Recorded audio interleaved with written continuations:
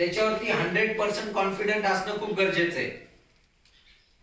जर तुम्ही काय विकताय त्याच्यावरती तुम्ही स्वतःच कॉन्फिडंट नाहीये, म्हणजे बरेच जण बकरीदला लोक येतात, बकरीदला येतात, शेजारचा बघतोय अरे मग तो असे येतात, एक जण येतो तो म्हणतो 6,000ला देणार का, त्याला आहे असं काहीतरी, म्हणजे किंवा उद्धटपणे बोलणार किंवा हे बोलणार. आणि तेच जर त्याच्या उलट तो जर कॉन्फिडंट असेल की नाही माझा 20,000चा प्राणी आहे, बोले नाही सर मेरे को परवडता नहीं है, आप आगे देखिए. जर तुम्ही ह्या प्रेमामध्ये बोलताय किंवा ह्याच्यामध्ये बोलताय तर तो पुढे जाऊन बघल, किंवा त्याला जर परवडत नसेल किंवा तो जर फक्त चुचकत असेल तर तो मग कितने को देना है. ठीक आहे. त्याच्याऐवजी तुम्ही जर मान पाडूनच जर बसले असतात, थकलेले, आधीच कॉन्फिडंट नाही तुमच्याच मालावरती की विकल्या जाईल का नाही विकल्या जाईल, तर तो कधीच तुमचा विकल्या जाणार नाही किंवा तुम्हाला तो माल भेटणार नाहीये. जेव्हा तुम्ही मार्केटमध्ये उतरताय तुम्हाला माहितीये की हा माझा बोकड आहे, हा एकदम हट्टाकट्टा आहे आणि एकदम तंदुरुस्त आहे आणि एकदम दिसायला चांगला आहे, याला मी सारखाच कोंजरतोय, हे करतोय, बघा आहे ह्याच्या मसल्स बघा, ह्याची पाठ बघा, हे बघा. जेव्हा माझ्या बोलण्यामधनं मला ते दिसतंय, लोकांनाही दिसतंय की मी किती कॉन्फिडंट आहे त्यावर. आता व्यापारी लोक काही वेगळे नसतात, तेही आपल्यासारखेच माणसं, उलटी त्यांनी तर ते पाळलेले पण नसतात, तर ते इतके कॉन्फिडेंटली बोलतात त्यामुळे ते त्यांचे विकले जातात. आपल्या शेजारच्या गाळ्यामध्ये एक जण विकत असतो आणि आपण ते बघून आपल्याला कसं तरी वाटत असतं, कसं काय विकतोय, हा कसं काय विकतोय, हा कसं काय विकतो, कारण ह्याने वर्षानुवर्ष ते केलेलं असतं, तो त्याच्या मालावरती तितका कॉन्फिडंट असतो. त्यामुळे कधीही तुम्ही जे पण काय करताय, म्हणजे तुम्ही शेण जरी विकायला जाताय तर तुम्ही शेण कॉन्फिडेंटली विका. तुम्ही तुमच्या समोर जर कोणी आला तर हा आला त्याला मला प्रोडक्ट ते सांगता आलं पाहिजे. तुम्ही जर स्वतःलाच तुमच्याविषयी त्या प्रोडक्ट विषयी माहिती नाहीये काय आणि तुम्ही असं एक्सपिरियन्स करता नाही तर तो का घेईन तुमच्याकडनं. तुम्ही जर उद्या माझं मटण कसं चांगलं आहे, माझ्या गोट फार्मचं मटण किती चांगलं आहे हे जर तुम्हाला सांगताच नाही आलं, माझा प्राणी किती सुंदर आहे हे जर तुम्हाला सांगताच नाही आलं तर तो कसं होईल तुम्ही तिथं आला, हा हे तुमचं खराब दिसतंय हो, तुम्ही बोला हा हो, मग तो घेणार आहे का, मग तो काय म्हणणार ओके मग नाही 2,000लाच द्या, देता का तुम्ही 2,000ला, नाही खराब झालंय पण ते आता काहीतरी आजारी होतं त्याच्यात, जेव्हा तुम्हाला कारण माहितीये तेव्हा तुम्ही सांगू शकता ना, जेव्हा तुम्ही कॉन्फिडंटच नसता की कशामुळे काय झालेलं आहे तुम्हाला सांगताच यायचं नाही. हा तो आजारी होता तो घेऊ नका सर, तो आजारी होता आता, तुम्ही हा घ्या, हा प्राणी एकदम चांगला आहे. तुम्ही कॉन्फिडंटली बोलला, त्यालाही पटलं, ह्याचं मटण खूप चांगलं आहे, ह्याचं डिवर्मिंग केलेलं आहे, आपण स्किन कोट चांगला आहे ह्याचा, हे बघा सगळं. जेव्हा तुम्ही तुमच्या प्रोडक्ट विषयी पूर्णपणे हे असतात तेव्हा तुम्ही ते विकू शकता. ह्या बिझनेस मध्ये तुम्हाला जेव्हा आपल्याला कुठलं मार्केट डेव्हलप करायचंय, बंदिस्त शेळीचं मार्केट डेव्हलप करायचंय, तर तुम्हाला लोकांना पटवून द्यायला लागणार आहे. मटन हे आज मी तुम्हाला चिकन खायला घातलं तर मी तुम्हाला इन्व्हेस्टमेंट केली आधी कोणामध्ये, तुम्ही नाहीत म्हटले तरी तुम्ही जाऊन एक 10 लोकांना सांगता की बाबा कडकनाथचं आम्ही चिकन खाल्लं, चांगलं होतं, मस्त आहे, आयुर्वेदिक गुणधर्म आहे. मी जे तुम्हाला 10 पॉईंट सांगितले त्यातले 2 तर सांगता किशोर, इनडायरेक्टली तुम्ही माझं सेल वाढवणार आहे. अशा प्रकारे तुम्ही तुमच्या ह्याच्यामध्ये जेव्हा तुम्ही कॉन्फिडंट असता किंवा जेव्हा तुमच्यामध्ये उल्हास असेल तरच तुम्ही हे करू शकता. जर तुम्ही तुमच्या ह्याच्यावरती कॉन्फिडंट नसताना तुम्हाला लगाव नसतं तर हा बिझनेस करूच नका. कारण 1-2 प्राणी मेले, 1-2 आजारी पडले तर ते तुमचा कॉन्फिडन्स लेवल खाली जातो. त्या उलट जर आजारी पडले तर त्याच्या मागे कारण शोधा की का आजारी पडले.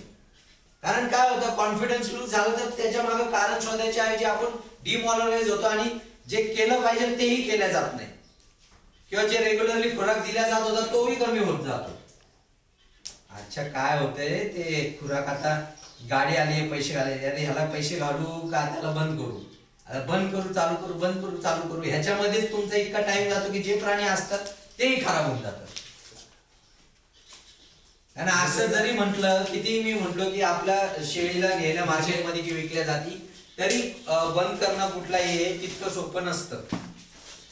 त्याच्यामध्ये खुराक बंद होतो, तुमच्या शेळ्या खराब होतात आणि एकदा खराब व्हायला लागलेला माल आणखी खराब खराब खराब खराब खराब, मग तुम्ही खड्ड्यातच गेले, तुम्ही परत कधी उतरत नाही.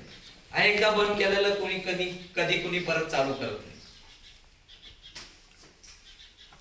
जर तुम्हाला वाटलं आता मी बंद करणार आणि परत एकदा चालू करा, तर असं होणार नाही.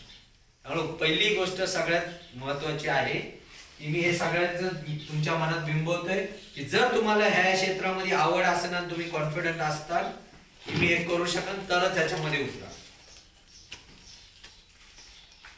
दुसरी गोष्ट, कधीही जेव्हा तुम्ही कुठला बिझनेस करता तर एवढे एक लक्षात ठेवा की आपण जितकं पेरतो तितका आपल्याला मोबदला भेटेल, कधी ना कधी भेटेल, विश्वास ठेवा.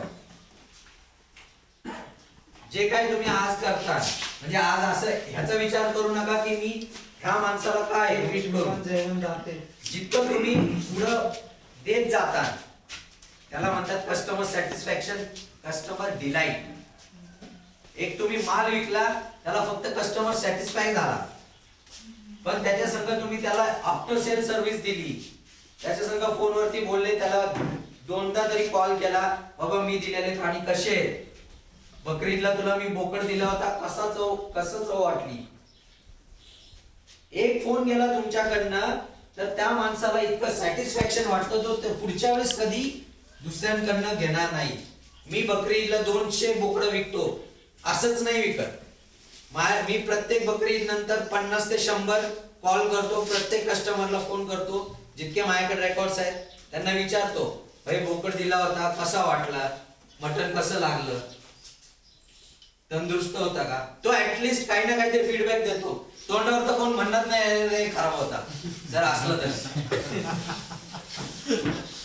भले त्यांनी 6000चा प्राणी नेला असेल तर त्याला आपण खराबच दिला असेल ना, शिवाय तरी तो तोंडावर बोलत नाही, पण तो हे लक्षात ठेवतो की ह्याने आपल्याकडनं रिस्पॉन्स घेतलेला आहे. पुढच्या वेळेस जर त्याला कधी पाहिजे असेल तर तो आपल्याला आठवतो. त्यामुळे कस्टमर सॅटिस्फॅक्शन आणि हे हा दुसरा पॉइंट कधी पण लक्षात ठेवा. ह्या बिझनेस मध्ये तुम्हीही ग्रो होतात, दुसऱ्यांनाही जेव्हा ग्रो करतात, जेव्हा मी यांना मी वर नेत ना तेव्हा मी पण वर जाणार. तुम्ही यांना मदत नाही केली ना तर हे तर खड्ड्यात पडणारच आहे, पुढे जाऊन आपणही पडणार आहोत.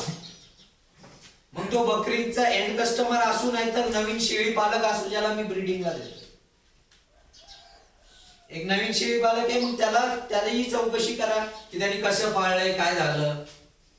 तुम्ही त्याची चौकशीच नाही केली तर तो काय असतं, त्याचे 2-3 हजार रुपये वाचलेले असतात, मे बी तो फोन नाही करत, तो काय डायरेक्ट फोन केला तर पैसे मागतील वगैरे वगैरे असं.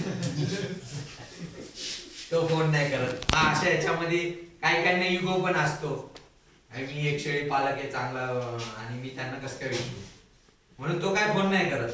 पण आपण जर माल कुठला दिलेला आहे तर आपलं कर्तव्य होतं की ह्याला फोन करायचा, ह्याला विचारायचं, बाबा मी 3 दिवस झाले तुम्हाला प्राणी दिले, तुम्हाला हे करायला सांगितलं होतं, तुम्ही केलं का.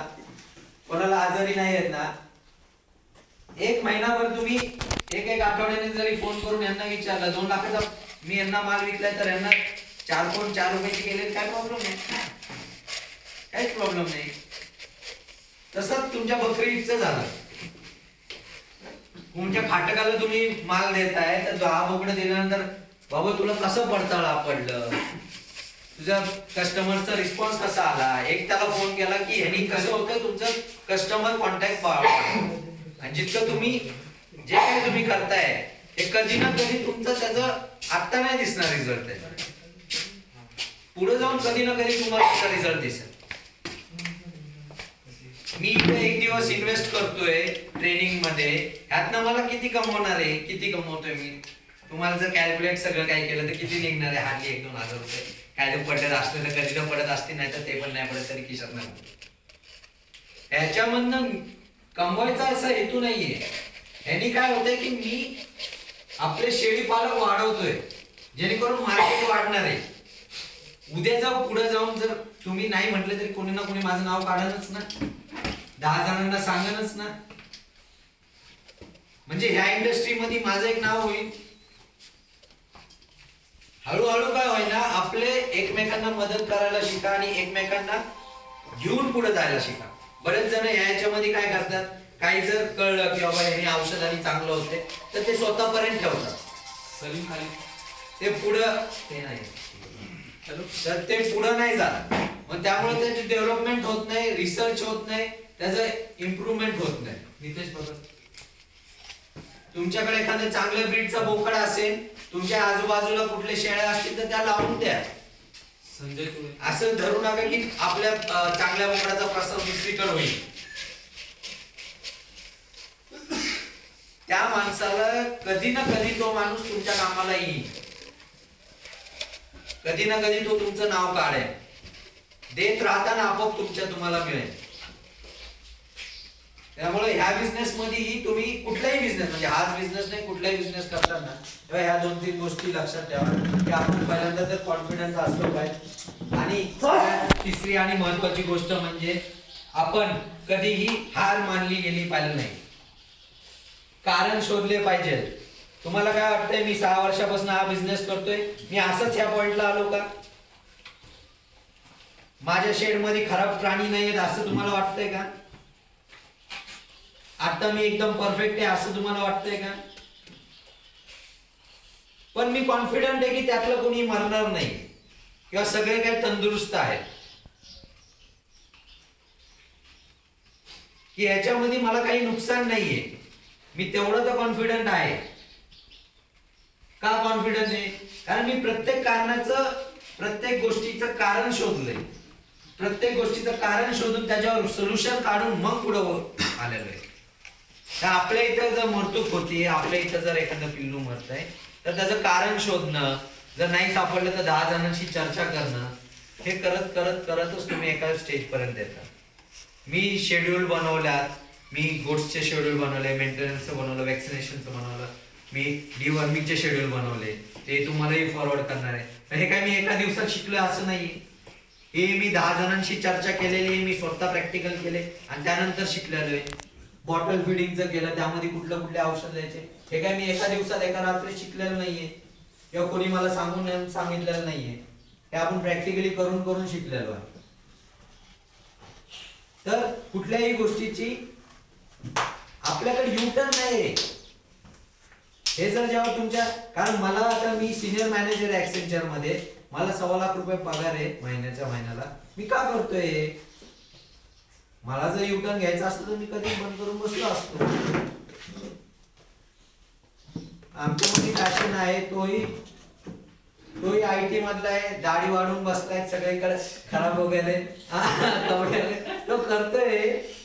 काही ना काहीतरी आहे आमच्यात की जे आम्हाला रन करतोय. कधी ना कधी तर ह्याचं काही ना काहीतरी चीज होणार आहे. पण जर तुम्ही तिथनच जर युटर्न घेतले किंवा तुमचा थोडा लॉस झाला आणि तिथनं जर तुम्ही ठरवलं की हा बिझनेस चांगला नाही आणि तुम्ही मागे सरले, तर तुम्ही याच्यामध्ये कधीच प्रॉफिटेबल मध्ये नाही जाणार. कारण काही दिवसांनी तुम्हाला प्रत्येक गोष्टीचे, जे आता तुम्हाला दिसतंय की हे खराब प्राणी आहेत, पण हे सुद्धा तुम्हाला बकरी ईदला आली समजा किंवा काही आलं तर, आणि तुम्हाला जास्त पैसे देऊन जातात. ज्यांच्याकडे शेळ्या आहेत ते थोडं हे समजू शकतील की ज्यांनी पेशन्स ठेवलेला आहे त्यांनीच कमवलेलं आहे. जे इम्पेशन्स झालेले आहेत ते डुबून बसलेले आहेत बिझनेस मध्ये. त्यामुळे पेशन्स खूप गरजेचं आहे. तुमच्या ह्याच्यावरती कॉन्फिडन्स असणं, कस्टमर सॅटिस्फॅक्शन करणं आणि पेशन्स ठेवणं, ह्या 3 गोष्टी ह्या बिझनेस मध्ये खूप गरजेच्या आहेत. बाकी आज दिवसभर मी जे काय सांगितलं ना ते गेलं खड्ड्यात, कारण ते इतकं इम्पॉर्टंट नाहीये. जर ह्या 3 गोष्टी जर तुम्ही शिकला ना तर तुम्ही ह्या बिझनेस मध्ये येता. ह्या बाकीच्या गोष्टी मला सांगायची गरज नाही पडणार, तुम्ही आपोआपच आत्मसात करून जाता. मी कुठलं काय स्क्रिप्ट वगैरे लिहित नाही, मी सगळं काय जे काय आहे तोंडाने बोलतोय किंवा लेक्चर वगैरे टाईप असं स्क्रिप्ट लिहून काय सांगत नाही. पण का सांगत नाही? कारण मी तितका कॉन्फिडंट आहे या इंडस्ट्रीमध्ये आणि त्या इतक्या प्रॉडक्ट वरती. माझ्या कुणी मला काही विचारलं तर ते मी पटकन सांगू शकतो. तितके कॉन्फिडंट तुम्ही प्रत्येक जण असले पाहिजे. ऍटलिस्ट एक माझ्याकडनं जर थोडी 1 दिवसाची जर ट्रेनिंग घेताय तर माझं असं स्वप्न आहे की ह्यातले 10 तरी लोकांनी नवीन फार्म चालू करावेत आणि त्यांनी कॉन्फिडेंटली याच्यात उतरावे. भले त्यांना सेटबॅक भेटतील, सेटबॅक म्हणजे तुम्हाला काही ना काहीतरी खड्डे भेटतील, ते परत भरून तुम्ही वर आले का. इकॉनॉमिक्स तुम्हाला मी सांगितलेलं आहे, ह्याच्यामध्ये म्हणावा तितका पैसा नाहीये. पण जेव्हा तुम्ही इनकमिंग कॉस्ट कमी करता आणि आउटगोईंग कॉस्ट वाढवता तेव्हा तुम्ही याच्यामध्ये प्रॉफिट आहे. आणि हे कधी करू शकता. आज ते आमच्या इथं आलेले ते आम्ही मटणाचा रेट कसा 500 रुपये 550 रुपये करू, आम्ही नवीन दुकानं कसे सेट करू, कसं लोकांना अप्रोच करू शकू, ह्याचं सगळं डिस्कशन करण्यासाठी हे महागोटवाले आलेले. हे 4 डायरेक्टर आता जे 2 ट्रेनिंगला होते सकाळी, 2 दुपारी आलेले जेवायला. तर प्रत्येक एक स्टेप आम्ही घेतोय, प्रत्येक एक स्टेपनी या इंडस्ट्रीला पुढे आणायचा प्रयत्न करतोय. जर अशासारखं माझ्यासारखे असे जर 100 जण असतील त्या इंडस्ट्री वर यायला टाइम लागणार. आता ज्या ह्याच्यावरती पोल्ट्रीची इंडस्ट्री आहे तिथं त्याच्या 10% जरी गोटरी गेली ना तरी खूप कमवला जाईल, खूप पैसा राहील. कारण अजून लोकांना इथं कळतच नाही की काय घालायचं आणि काय खायला घालायचं, कशामुळे काय होतंय. शेळ्या आणायच्या म्हणून कुठल्याही आणायच्या भरायच्या मेल्या बंद केलं असं हे बंद झालं पाहिजे. आणि तेव्हा जेव्हा सक्सेसफुल फार्मर डेव्हलप होतील, डेव्हलप होऊन नवीन पिढी म्हणजे शिकलेले तुमच्या आमच्यासारखे ह्या बिझनेस मध्ये येतील, त्याला ग्रो करतील, आणखी मोठं करतील. तरुण पिढी जास्त करून इकडे जरा जास्त तरुण दिसतात हे याच्यामध्ये येतील. कारण ह्यांच्याकडे पैसा नसला तर ह्यांच्याकडे जोश भरपूर असतो.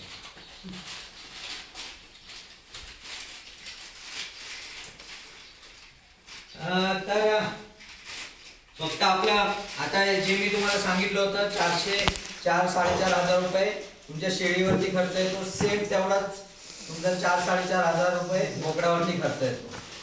पण बोकड म्हणून तुम्ही 10-15 हजाराचा आणणार का स्टार्टिंगला. मॅक्स टू मॅक्स 5 ते 6 हजार 7 हजार. जर तुम्ही 10 हजाराच्या वरती जर बोकड घेतलं आणि जर अपेक्षा केली की मला 25,000 आणि 30,000 भेटतील, तर ते 1-2 बोकड असतील, 1-2 जणांना विकायचे असतील तर ते एका पॉइंट ठीक आहे. पण तुमच्याकडे जर 100 बोकडा असतील, 50 बोकडा असतील तर तेवढं पॉसिबल नाही. त्यामुळे तुम्ही जेव्हा बोकडा आणता तेव्हा तुम्ही जर स्टार्टिंग करायचं म्हटलं तर तुम्ही लोकल ब्रीड घ्या. इव्हन आता मी बोर क्रॉसचे देतो इकडे एक तुम्हाला ज्याचं मी ब्लॅकचं दाखवलं, असे बोकड सुद्धा हट्टे असतील तर बकरीला चांगले कमवून देतात. आज जर मला बाजारात 6,000 रुपयाला 7,000 रुपयाला भेटला तर ह्याचे मी 15-20 हजार रुपये आरामशीर 4-5 महिन्यामध्ये बनवतो. 2 दात लागू आणि 2 दाताच्या वरती बकरीसाठी बी बोकडं पाळण्यामध्ये काही मजा नाही. कारण 2 दातानंतर त्यांच्यामध्ये जी ग्रोथ भेटायची ती भेटत नाही, जितकी म्हणावं तितकी ग्रोथ भेटत नाही. त्यामुळे कमीत कमी आपलं 1 वर्षापर्यंतच बोकडं पाळायचे. त्याच्यावरती हत्ती बनवायच्या मागे लागू नका. हत्ती काय सगळे बनत नाही. आणि ओव्हरऑल कॉस्टिंग जेव्हा करता तेव्हा तुम्ही बघता की आपण खर्च भरपूर केलेला आहे आणि इनपुट तितका झाला नाही. कोणाला काय शक्य आहे की नाही तर मी फक्त बँकिंगचं सांगतो तुम्हाला काय कागद पूर्तता लागते, कोणाला भेटायला लागतं, काय करायला लागतं, त्याच्यामध्ये काय आतापर्यंत याच्यामध्ये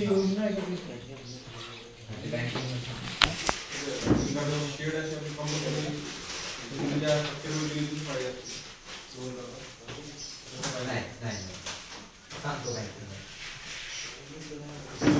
सगळ्यांना सर्टिफिकेट भेटलं का? आपल्याला फक्त 10 मिनिटं लागतील. 10 मिनिटं झाल्यानंतर आपण एक ग्रुप फोटो काढू आणि मग तुम्ही जाऊ शकता. तर आपल्या बँकिंग साठी जर तुम्हाला काय बँक लोन करायचं वगैरे असेल ना तर सगळ्यात महत्वाचा माणूस म्हणजे बँक मॅनेजर. ओके, तुमच्या ब्रँड मॅनेजरला आधी जाऊन भेटा, त्याचा विचार घ्या की बाबा तो पॉझिटिव्ह आहे का नाही गोटरीसाठी. जर तो पॉझिटिव्ह नसेल गोटरीसाठी तर तुम्ही काही केलं तरी तुमचं लोन होणार नाहीये. आधी त्याला विचारावं तू पॉझिटिव्ह आहे का गोटरीसाठी, स्पष्ट सांग, मी सगळ्या कागदांची पूर्तता करतो. तर बरेच जण पॉईंट असतात, पण काय झालं आता सांगतो की बऱ्याच लोकांनी लोन घेतलं आणि ते काही दुसरं काही फार्मवर दाखवलं आणि ते तात्पुरतं लोन फक्त हे करून घेतलं, त्यामुळे ते निगेटिव्ह झाले. तेच म्हणतोय मी, जर तुमच्या इथे निगेटिव्ह झालेला माणूस असेल तर त्याला तुम्ही पॉझिटिव्ह करू शकणार नाही. त्याला मग काय खाऊ घालायला एकदा.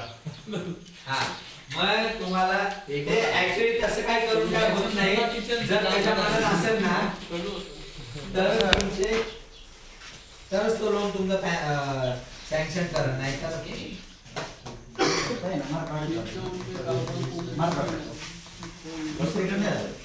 तर त्याच्याशिवाय तुमचे